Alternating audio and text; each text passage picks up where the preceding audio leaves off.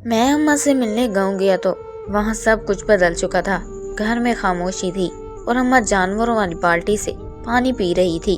چھوٹا بھائی سامنے بیٹھا تھا تو اس نے نگاہیں چرا لی تو میں نے اس کے منہ پر زوردار تھپڑ دے مارا تو بھابھی مجھے گالیاں دینے لگی اور بولی اماں کو لے کر نکلو، یہ میرا گھر ہے۔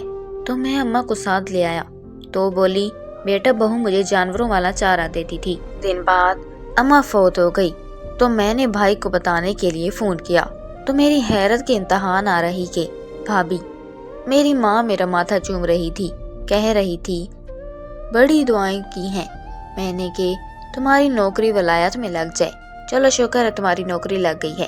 میں نے اماں سے کہا کہ آپ نے فکر نہیں کرنی، میں پیسے بھیجتا رہوں گا۔ میری والدہ نے دعاؤں میں مجھے رخصت کیا تھا۔ اپنے گاؤں سے پہلے میں شہر پہنچ گیا اور پھر وہاں سے دبئی۔ مجھے یہاں پر ایک فیکٹری میں سپروائزر کی نوکری ملی تھی۔ 7 سال سے پہلے میں واپس پاکستان نہیں جا سکتا تھا۔ میرا پاسپورٹ اسی فیکٹری کے مالک کے پاس تھا، ایگزامینر میں سائن کر چکا تھا۔ 7 سال کا ایک طویل عرصہ تھا جو مجھے اکیلے ہی یہاں پر انتھک محنت کر کے گزارنا تھا تاکہ میرے گھر کے حالات بہتر ہو سکیں۔ 2 بہنیں تھی اور ایک بھائی۔ سب کی ذمہ داریاں مجھ پر تھی کیونکہ والد صاحب حیات نہیں تھے۔ اماں نے اپنا زیور بیچ کر میرا ویزا لگوایا تھا۔ وہاں میرا دوست پہلے سے ہی فیکٹری میں کام کرتا تھا، اسی نے کہا کہ میری نوکری بھی پکی کروا دی۔ میں صرف 10ویں جماعت پاس تھا لیکن سپروائزنگ کرنی آتی تھی اور پاکستان میں سپروائزر کو کم ہی تنخواہ ملتی ہے۔ بہرحال پردیس میں آ کر مجھے اپنی ماں شدت سے جب سے ابا کا انتقال ہوا تھا اماں بالکل ہی کھانا پینا چھوڑ چکی تھی۔ میں اپنے ہاتھ سے اپنی ماں کو کھانا کھلاتا تھا۔ وہ بہت روتی تھی، کہتی تھی مرد عورت کی بادشاہیت ہوتا ہے اور بادشاہیت منو مٹی نیچے جا چکی۔ جب تم لوگوں کی بیوی آ جائیں گی تو پتہ نہیں میرے ساتھ کیا سلوک کریں گی۔ میں نے کہا اماں آپ ایسا کیوں سوچتی ہیں، آپ ہمیشہ اس گھر میں راج ہی کریں گی۔ میرا چھوٹا بھائی بھی میری ماں کے پاس بیٹھ جاتا تھا اور کہتا تھا کہ اماں آپ دل چھوٹا نہ کریں، ہم آپ کی بہت خدمت کریں گے، بس بھائی کی ایک بار نوکری تو لگ جائے، میری تعلیم مکمل ہو جائے تو پھر میں بھی اچھی نوکری تلاش کروں گا۔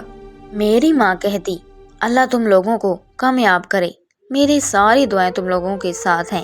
آنکھیں بند کرتا تو ماں کا چہرہ آنکھوں کے سامنے آتا، بچپن میں کس طرح سے وہ میرے پیچھے بھاگ بھاگ کر مجھے دیسی گھی کی چوری کھلاتی تھی۔ بہرحال پہلا مہینہ پردیس میں گزارنا میرے لیے بہت ہی مشکل ہوا تھا۔ پورا دن کام میں گزر جاتا تھا، پسینہ ہی خشک نہیں ہوتا تھا۔ میں ورکر سے سارا کام کرواتا تھا، سب کام مجھے اپنے سامنے کروانے پڑتے تھے تاکہ کہیں بھی کسی بھی مال میں گڑبڑ نہ۔ وہاں پر مردانہ پینٹس بنتی تھی اور مجھے ایک ایک سلائی دیکھنی پڑتی تھی۔ بہت تھکا دینے والا کام تھا۔ میں رات کو جب کھانا کھا کر لیٹتا تو آنکھوں میں اماں کا چہرہ گھومنے لگتا کہ وہ تو میرے بغیر اداس ہو گئی ہوں گی۔ یہ اس وقت کی بات ہے جب موبائل فون نہیں ہوا کرتے تھے، نہ کسی کو یہ پتا تھا کہ ویڈیو کال کیا ہوتی ہے۔ بہرحال 1 مہینے بعد میں نے چھوٹے بھائی کے اکاؤنٹ میں پیسے ڈلوائے، ساتھ میں فون بھی کیا۔ وہ کہنے لگا کہ پیسے مل گئے ہیں، میں اماں کو سارے کے سارے پیسے دے دوں گا۔ ہمارے گاؤں میں بس نمبردار کے گھر پر ہی فون تھا اور میں مہینے میں بس 1 بار ہی فون کرتا تھا کیونکہ پیسے بہت لگتے تھے اور اماں سے بس سلام دعا کی ہوتی تھی۔ ایک بار اماں نے مجھ سے کہا کہ چھوٹی بہن کا رشتہ آ گیا ہے۔ میں نے اپنی جاب کے علاوہ چھوٹے موٹے اور کام شروع کر دیے تھے۔ رات کو 2 بجے تک پیٹرول پمپ پہ کھڑا کام کرتا رہتا تھا۔ 6 مہینے کے اندر میں اتنے پیسے بھیج چکا تھا کہ جس سے چھوٹی بہن کی شادی میری ماں نے کر دی تھی۔ اس دن میں بہت رویا تھا کیونکہ مجھے چھٹی نہیں ملی تھی اور ادھر اماں بھی روئی جا رہی تھی کہ تیرے بغیر کیسے تیری بہن کو رخصت کروں، تیرا باپ بھی یہاں نہیں ہے۔ میں نے کہا اماں میری بھی مجبوری ہے، 7 سال سے پہلے نہیں آ سکتا۔ بہرحال پردیس میں رہنے والے اپنوں کی خوشیوں پر بس آنسو ہی بہا سکتے ہیں۔ وہ یہاں صرف محنت کرتے ہیں، زندگی کسی مشین کی طرح گزارنی پڑتی ہے۔ یہ سوچ کر کے گھر جائیں گے تو اپنوں میں بیٹھیں گے، سکون سے رہیں گے، کیونکہ یہاں تو بس بھاگ دوڑ ہی کر لیں تاکہ پیسے مل جائیں، یہ بھی کر لیں وہ بھی کر لیں تاکہ پیسے اور مل جائیں۔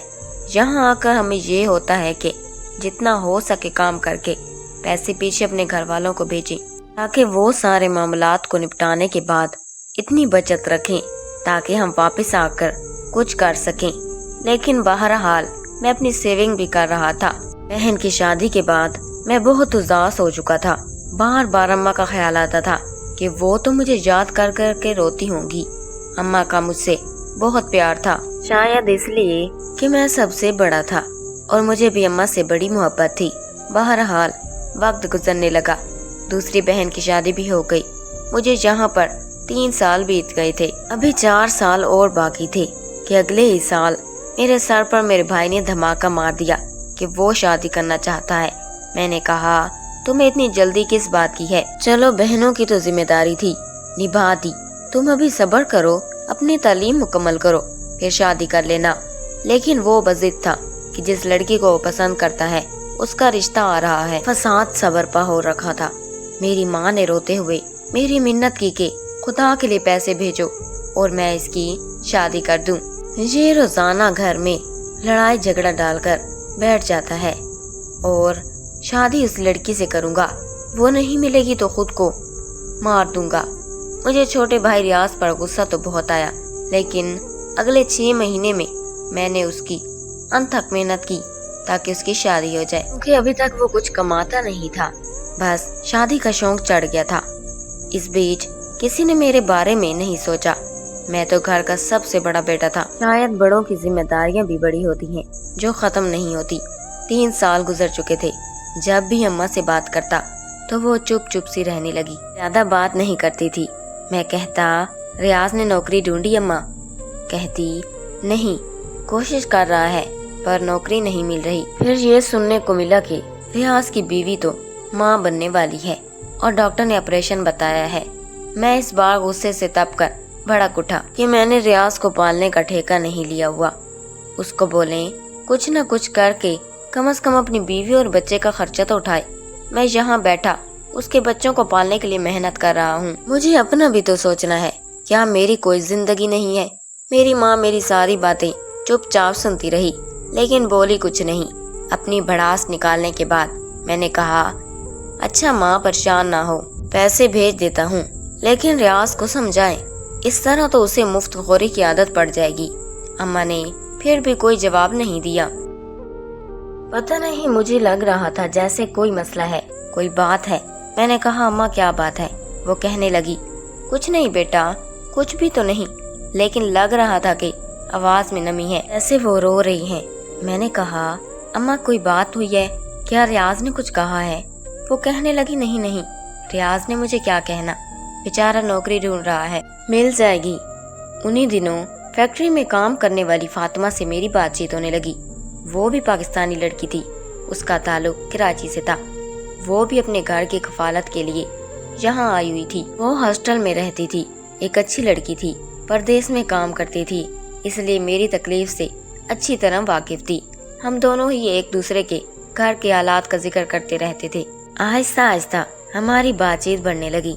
शादी तो मुझे भी करनी थी और उसे भी, इसलिए सोचा यही था कि पाकिस्तान जाकर अम्मा से फातिमा का जिक्र करूंगा। मुझे लगता था कि वो एहसास करेगी, मेरी माँ के साथ उसका रवैया बहुत अच्छा होगा। चलो अच्छा है कि जिंदगी कुछ बेहतर गुजरेगी। बहरहाल मैंने बार बार इस बात को महसूस किया था कि मेरी माँ जैसे कुछ कहना चाहती है लेकिन कह नहीं पा रही। एक बार फातिमा कहने लगी, हमारी माँ को मैं पसंद तो आ जाऊंगी ना? मैंने कहा, मेरी अम्मा बहुत अच्छी हैं, तुम बेफिक्र रहो। पता नहीं उसे किस बात की परेशानी थी। वो कहने लगी, बस एक बहन की जिम्मेदारी रह गई है, उसकी भी शादी हो जाए तो फिर मैं वापस पाकिस्तान चली जाऊंगी। मेरे पाकिस्तान जाने में अभी 2 साल बाकी थे, लेकिन वो 6 महीने में वापस जा चुकी थी। जिस दिन वो जा रही थी मेरे आंखों से आंसू बह रहे थे, वो भी रो रही थी। मैंने कहा, देख लो, मेरे पाकिस्तान आने में अभी 1.5 साल बाकी है, मेरे साथ बेवफाई ना करना। वो कहने लगी, नहीं करूंगी, तुम्हारा इंतजार करूंगी। अपने घर का पता तो उसने मुझे दिया था, फोन नंबर भी दिया था। शुरू के 2-3 महीने में जब भी उसे फोन करता तो वो मुझसे बात कर लेती थी, लेकिन उसके बाद उसकी फोन पर बेल होती रहती थी, पर मेरी उससे बात नहीं होती थी। मैं बेचैन सा हो गया था। एक तरफ मुझे फातिमा की फिक्र खाई जा रही थी और दूसरी तरफ मेरी अपनी वालदा की, क्योंकि वो अब चुप चुप सी रहने लगी थी। वो मुझसे ठीक से बात नहीं करती थी। मैं कुछ भी कहता रहता, बस सुनती रहती। मेरा दिल अब बेचैन रहने लगा था। मैं कई बार फातिमा से भी राब्ता करने की कोशिश कर चुका था, लेकिन कोई रिस्पांस नहीं था। दिल में बार बार होल उठने लगे कि कहीं उसकी कहीं और शादी ना हो गई हो। ऐसे वसवसे मुझे बेचैन करने लगे थे। मेरा काम में दिल नहीं लगता था। मैं थक चुका था। पिछले 6 साल से मेहनत कर रहा था। मेरी हिम्मत अब जवाब देने लगी थी। लेकिन फिर एक बार रियाज का फोन आया कि भाई, मेरा दूसरा बच्चा होने वाला है, मुझे पैसों की जरूरत है, मैं नौकरी ढूंढता रहा हूँ, आपकी पाई पाई लौटा दूंगा। लेकिन उस वक्त मेरी बीवी बेहद परेशान है, क्योंकि डॉक्टर ने इस बार भी ऑपरेशन बताया है। मैं छोटे भाई को क्या जवाब देता, क्या कहता उसे। बहरहाल मैंने उसको पैसे भेज दिए। एक बार अम्मा से बात कर रहा था तो वो बहुत खांस रही थी, मुझसे बात ही नहीं हो रही थी। मैंने कहा कि अम्मा, आपको क्या हुआ है, इतनी खांसी क्यों आ रही है, क्या आपकी तबीयत ठीक नहीं?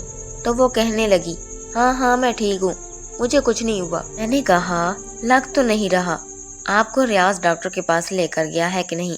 वो कहने लगी, हाँ दवाई खा रही हूँ, बस तुम्हें तो पता है ये खांसी इतनी जल्दी खत्म नहीं होती। कहने लगी कि रियाज ने गाय खरीदनी है ताकि दूध का काम कर सके। अगर तुम उधार 10 लाख भेज दो, जैसे ही उसका काम चलेगा तो वो तुम्हें वापस कर देगा। मैंने कहा, अम्मा मेरे पास यही पैसे हैं जो मैंने अपने लिए जमा किए हैं, वापस आकर मुझे भी तो कोई काम करना है, मुझे अपनी शादी के बारे में भी सोचना है। मैंने अभी तक अम्मा से फातिमा का जिक्र नहीं किया था। अम्मा कहने लगी, फिर मैं भाई को पैसे दे दो, अगर उसका काम चल गया तो वो यहाँ जब तुम आओगे तो तुम्हें भी फायदा ही होगा। बहरहाल मैं अम्मा को इनकार नहीं कर पाया। 10 लाख की रकम मैंने दे दी। मुझे फातिमा की भी फिक्र खाई जा रही थी। दोबारा उसने कोई राब्ता ही नहीं किया था, लेकिन आखिरी बार जब बात हुई थी तो बहुत खुश थी। कहती थी कि मैंने अपनी अम्मा से आपका जिक्र किया है, मेरी माँ को कोई एतराज नहीं। लेकिन उसके बाद से उसका फोन बंद था, हालांकि ये फोन उसके अपने घर पर लगा हुआ था। मैं बेहद परेशान था। पता नहीं फातिमा मेरी किस्मत में थी कि नहीं। उसने तो मुझसे कोई ऐसी बात कही ही नहीं कि उसका पहले से कहीं रिश्ता हुआ है या नहीं। उसे कुछ डर है, खौफ है, कोई बात उसने मुझसे नहीं की थी। जिस तरह से मेरी जिंदगी में अचानक से आई थी, वैसे ही वो अचानक से जा चुकी थी। मेरा दिल अफसरदा सा होने लगा था। दूसरी तरफ मेरी माँ की फिक्र मुझे सताती रहती थी, जो चुप चुप रहने लगी थी। बात करती तो बस यही कहती कि रियाज परेशान है, उसे पैसों की जरूरत है। अब तो रियाज का काम अच्छा हो गया होगा। दूध का काम तो वैसे भी बहुत चलता है, परदेश की तन्हाई में, जहाँ हर दिन मेहनत और मुशक्कत से भरपूर था। शाम मैंने माँ को फोन किया तो वो रोने लगी। अम्मा की रोती हुई आवाज सुनकर तो जैसे मेरी जान निकल गई थी। मैंने कहा, अम्मा आप क्यों रो रही हैं? कहने लगी कि बेटा, मैं तुम्हें क्या बताऊं, हमारी किस्मत में ही शायद ये सब लिखा था। ये कहकर वो फिर से रोने लगी। मैंने कहा, अम्मा क्यों, मेरी जान निकाल रही हो, बताएं क्या हुआ है? वो रोते हुए कहने लगी, बेटा रियाज की गाय मर गई है। एक गाय को सांप ने काट लिया है और दूसरी बीमार होकर मर गई है। सारे पैसे डूब गए। ये सुनकर मेरे दिल पर जैसे किसी ने हथौड़ा मारा हो। मैंने जो पैसे खून पसीने की कमाई से भेजे थे वो सब जाया हो गए थे। मैं तो जैसे अपना दिल थाम कर बैठ गया। मेरी सारी जमा पूंजी खत्म हो चुकी थी। अम्मा, आपने पहले क्यों नहीं बताया? क्या रियाज ने कुछ नहीं किया? अम्मा ने आहिस्ता से जवाब दिया, वो कोशिश कर रहा था लेकिन किस्मत ने साथ नहीं दिया। अब इसमें उस बेचारे का क्या कसूर? मेरा जी चाहा कि फूट फूट कर रोने लग जाऊं। पिछले 6 साल की मेरी सारी मेहनत पर पानी फिर गया था। कुछ मुझे हैरत भी थी कि ये कैसे हो सकता है, कैसे गाय मर गई, एक बीमार होकर दूसरे को सांप ने काट लिया। मैंने फोन बंद किया, लेकिन दिल में एक तूफान बरपा था। परदेश में रहकर मेहनत करना आसान नहीं, और जब अपनों की लापरवाही सामने आई तो दिल पर मजीद बोझ पड़ता है। अगले दिन मैंने रियाज को फोन किया। उसने बताया कि वो गाय के इलाज के लिए डॉक्टर को लाया था, लेकिन कुछ फायदा नहीं हुआ। मैंने उसे समझाया कि मेहनत और जिम्मेदारी से काम करे ताकि माँ को मजीद तकलीफ ना हो। वो कहने लगा कि मैंने अब ये काम करना ही नहीं है, वैसे भी ईद उल अज़हा आने वाली है। मैं सोच रहा हूँ कि अगर कुछ पैसे मिल जाते तो मैं बकरे खरीद कर रख लेता। जैसे ही ईद आएगी बकरे बेच दूंगा, अच्छा नफा हो जाएगा। फिर कहने लगा, कहना तो नहीं चाहिए, लेकिन अगर आप मुझे सिर्फ 3 लाख का इंतजाम कर दें तो इस बार मैं इतने पैसे कमा लूंगा, पिछले पैसे भी आपको लौटा दूंगा। मैं सोच में पड़ गया कि अब क्या करूं। मैंने अपने चंद दोस्तों से उधार पैसे लिए और रियाज को भेज दिए। कुछ दिन बाद अम्मा का फोन आया तो इस बार अम्मा की आवाज कुछ बेहतर थी। मैंने फैसला किया कि अगली तनख्वाह से कुछ पैसे बचाकर माँ के लिए भेजूंगा ताकि वो दोबारा किसी मुश्किल में ना पड़े। परदेश की जिंदगी में जहाँ हर दिन एक नई आजमाइश होती है, वहाँ अपनों के ऐसे पैगामात हमें तोड़ कर रख देते हैं। मेरे अंदर भी काफी टूट फूट हो चुकी थी। एक तरफ फातिमा की तरफ से मैं मायूस होने लगा था और दूसरी तरफ छोटे भाई का कोई काम ही नहीं लग रहा था। 1 साल में मैंने अनथक मेहनत की और 1 साल के बाद जब मैं वापस घर पहुंचा तो मेरे सर के बाल काफी सफेद हो चुके थे। हालांकि मेरी उम्र 30 साल थी, लेकिन जिम्मेदारियों ने मुझे वक्त से पहले ही बूढ़ा कर दिया था, थका के रख दिया था। एक थका देने वाला सफर करके जब मैं अपने गांव पहुंचा तो गांव का तो नक्शा ही जैसे बदल गया था। कच्चे मकामात पक्के मकामात में तब्दील हो गए थे। गलियां सड़कों में बदल चुकी थी। गांव ने तो काफी तरक्की कर ली थी। उन 7 सालों में मैं अपने घर पहुंचा तो घर का नक्शा भी काफी बदला हुआ था। शायद घर बनवाया गया था। मैंने दरवाजा खटखटाया तो दरवाजा रियाज ने खोला था। मुझे सामने देखकर वो बुरी तरह से चौंक गया था। कहने लगा, भाई आप आ गए, खबर तक नहीं की। मैंने कहा, बस तुम लोगों को अचानक से मिलना चाहता था। मेरा बैग देखकर सबसे पहले रियाज ने मेरे हाथ से बैग ही पकड़ लिया था। मैं अंदर आया। मेरी नजरें अपनी माँ की मुतलाशी थी। 7 साल बाद मैंने अपनी माँ को देखना था जो मुझे कहीं नजर नहीं आ रही थी। जब बाईं तरफ मेरी आंखें गईं तो मैं सांस लेना भूल गया। रियाज के 3 गायें वहीं थी, खड़ी थी। एक छोटा सा बाड़ा बना हुआ था कि कोई गाय नहीं मरी थी और अपनी माँ को गाय के बाड़े में मट्टी से और गोबर से लथपथ देखकर मेरी जैसे जान निकल गई थी। वो खांस रही थी। पूरा जिस्म मट्टी और गोबर से भरे हुए थे। उसके वो उपले बना रही थी, दीवारों पर लगा रही थी। फिर जब प्यास की शिद्दत ने तंग किया तो जिस जगह से गाय पानी पीती थी वहीं से अम्मा ने मट्टी का गिलास भरा और पानी पीने लगी। ये देखकर मेरी तो जान ही निकल गई थी। मैं भागा दौड़ा अम्मा के पास गया। शायद अम्मा की नजर बहुत कमजोर हो गई थी, पहले से काफी कमजोर लग रही थी। आंखों के नीचे स्याह हल्के थे और सर के सारे बाल सफेद हो चुके थे। वो खांस भी रही थी। मुझे सामने देखा तो हाथ से मट्टी का गिलास जमीन पर गिर के टूट गया था। शायद उन्हें यकीन नहीं आ रहा था। उन्होंने जल्दी से अपने हाथ धोए और मुझे सीने से लगाकर रोने लगी। वो कहने लगी कि तुम आ गए, कब से तुम्हारे इंतजार में मेरी आंखें तरस गई थी। मैं भी अपनी माँ के साथ लगकर रोने लगा। अलबत्ता मेरा भाई नजरें चुराए एक तरफ खड़ा था। फिर उसकी बीवी बाहर आ गई। गोटे वाला गुलाबी रंग का जोहड़ा पहना हुआ था, मेकअप किया हुआ था। एक बच्चे को गोद में पकड़ा हुआ था, दूसरा बच्चा जमीन पर चल रहा था। दोनों बच्चों के कपड़े साफ सुथरे थे और भाई की बीवी लश्कारे मार रही थी। मेकअप किया हुआ था, अच्छे कपड़े पहने हुए थे। बस मेरी माँ ही अजीब हुलिये में थी, जैसे वो माँ ना हो, एक मुलाजमा हो। मैंने रियाज से कहा, तुम तो कह रहे थे कि गाय मर चुकी हैं, तुम्हारी तो तीनों गायें जिंदा हैं। वो कहने लगा, वो मर चुकी थी, मैंने ये उधार पैसे लेकर खरीदी हैं। ये कहते हुए वो नजरें चुरा रहा था। पहले से काफी अच्छी सेहत हो चुकी थी। उसकी बीवी भी सेहतमंद थी, बच्चे भी। की बीवी ने मुझसे सलाम किया। मैंने रूखा सा जवाब दिया था। अपनी माँ की हालत, मैले और गंदे कपड़े देखकर मेरा दिल कट कर रह गया था। मैंने कहा, तुमने अम्मा का ये ख्याल रखा है? वो कहने लगा, क्या हुआ है अम्मा को? मैंने कहा, तुम अंधे हो, तुम्हें नजर नहीं आ रहा तुम्हारी बीवी यूं सज धज के बैठी है जैसे कि कहीं दावत पर जा रही हो? और मेरी माँ के कपड़े देखिए, ये उम्र है इसकी के गोबर के उपले लगाने की।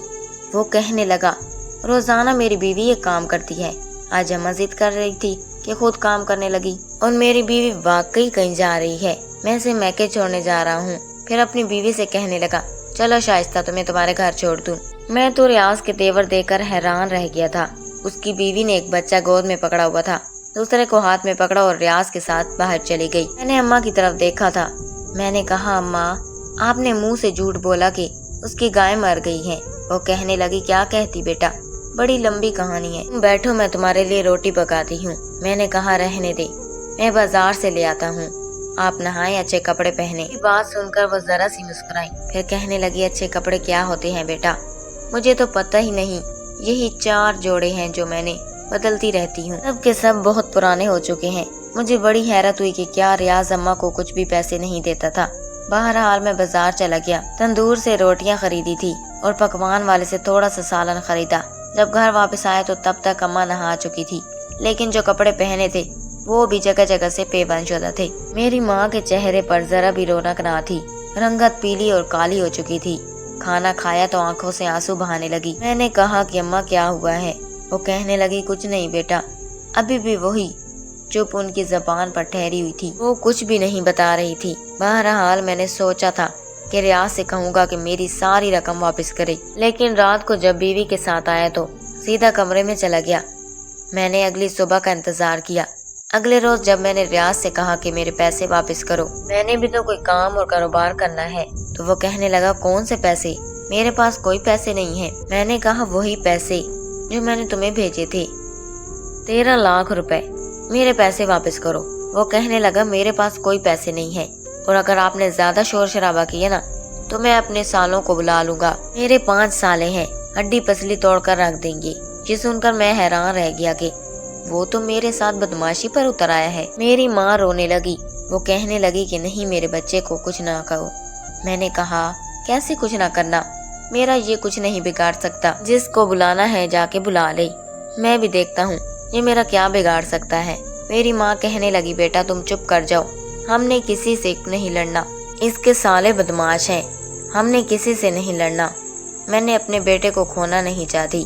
मेरी माँ बहुत खौफजदा थी, डर रही थी। फिर मुझे पता चला कि रियाज अम्मा से अंगूठे लगवा कर घर भी अपने नाम करा चुका है। मेरी बहनें भी मेरे साथ लगकर रोने लगी, क्योंकि उनकी शादी के सारे पैसे रियाज ने रखे थे और बहनों को बस थोड़ा सा जहेज देकर चलता किया था। मेरे पास बस 10 लाख थे। मैं अपनी माँ को लेकर कराची आ गया। वहाँ मैंने एक बड़ी सी फैक्ट्री में सुपरवाइजिंग की नौकरी कर ली। मैं फिर अपनी वालदा के साथ फातिमा के घर गया था, लेकिन वहाँ ताला लगा हुआ था। पता चला कि घर बिक चुका है। मैंने पूछा कि वो कहाँ है, तो पता चला कि उसने किसी और इलाके में घर खरीद लिया है। बड़ी मुश्किल से मैंने फातिमा का पता हासिल किया। जब वहाँ गया तो उसकी वालिदा का भी इंतकाल हो चुका था। वो अपने घर पर अकेली रहती थी। मुझे देखकर हैरान रह गई। मेरी वालिदा को देखकर फटाफट से उसने दुपट्टा सर पे लिया था। हम दोनों ही उसके घर के अंदर आके बैठे। फातिमा बताने लगी कि उसकी वालिदा का इंतकाल हुआ तो बहनों ने अपने अपने हिस्से मांग लिए थे, इसलिए उसे घर बेचना पड़ा। वो इस छोटे घर में आ गई जहाँ वो अकेली रहती थी, और मेरा फोन नंबर उसके पास था नहीं। जब उसने राब्ता किया तो मैं पाकिस्तान आ चुका था। बहरहाल मेरी वालिदा ने फातिमा का रिश्ता मुझसे तय कर दिया। बड़ी सादगी से मेरा निकाह फातिमा से हुआ था, लेकिन मेरी माँ बहुत बीमार रहने लगी थी। जब मैंने अपनी वालिदा का चेकअप करवाया तो पता चला कि मेरी माँ के गुर्दे खराब हो चुके थे, क्योंकि गंदा पानी और घास फूस ही मेरी माँ को खाने को मिलता था। रियाज और उसकी बीवी ने मेरी माँ के साथ जानवरों वाला सलूक किया था। मेरी माँ बीमारी की जिस स्टेज पर थी वहाँ से एहतियाबी मुमकिन नहीं थी, फिर भी फातिमा ने उनकी बहुत खिदमत की। चंद महीने में ही उनका इंतकाल हो गया।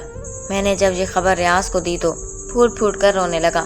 कहने लगा, सारा मेरा कसूर है, मेरी बीवी ने अच्छा नहीं किया। मैं उसकी मोहब्बत में गिरफ्तार था और वो एक लालची औरत निकली। उसने सारे पैसे मुझसे हथिया लिए और मेरी माँ के साथ बुरा सलूक किया था। अगर मैं उसे रोकता तो मेरी आंखें न दिखाती थी, फिर भी मैं चुप हो जाता था। मुझसे यही कहती थी कि अपने भाई से पैसे मांगो, और मैं भी आपसे मांग लेता। मेरे 5 साले हर वक्त मुझे धमकियां देते थे, और जो पैसे आप भेजते थे वो भी मुझसे छीन लेते थे। अगर मैं उन्हें कुछ कहता तो वो बदमाशी दिखाते थे। और आज मेरी बीवी मुझे घर से धक्के देकर निकाल चुकी है, क्योंकि घर वो अपने नाम करवा चुकी है।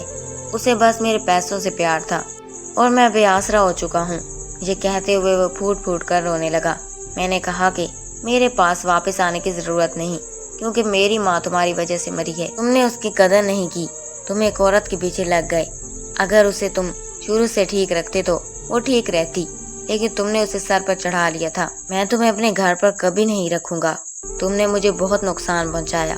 मुझे जो नुकसान पहुंचाया सो पहुंचाया, लेकिन जो रवैया तुमने मेरी माँ के साथ अपनाया, मैं तुम्हें कभी माफ नहीं करूंगा, कर ही नहीं सकता। तुम्हारे लिए यही बेहतर है कि तुम दर दर की ठोकरें खाते रहो। ये कहकर मैंने फोन बंद कर दिया। हालांकि फातिमा ने मुझे कहा कि अपने भाई को माफ कर दो, लेकिन मुझे अपनी माँ का बहुत दुख था। पिछले 7 सालों से वो अजियत की जिंदगी गुजार रही थी और उसका जिम्मेदार सिर्फ रियाज था, जिसकी बीवी की बातों में आकर उसने मेरी माँ के साथ बदसलूकी की। आज वही बीवी उसे बेघर कर चुकी थी।